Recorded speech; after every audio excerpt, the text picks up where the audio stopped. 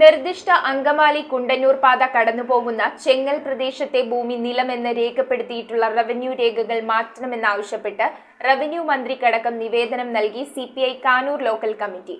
ആലുവ തഹസിൽദാർ ഡിക്സി ഫ്രാൻസിസിന് local secretary Shihab Pareli നിവേദനം കൈമാറി.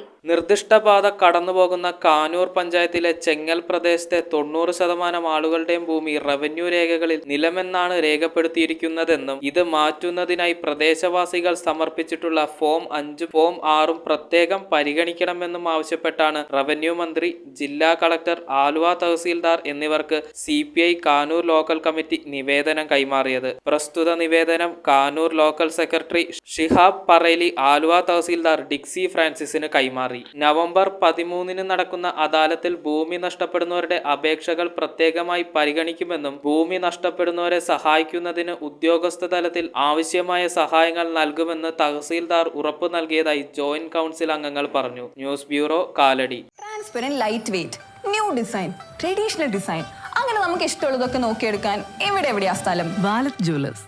നീ ആഗ്രഹിക്കുന്നതെല്ലാം ഇവിടെ കിട്ടും. Wallet jewellers. ഇനി സ്വർണം വാങ്ങാം ആലുവയിൽ തന്നെ.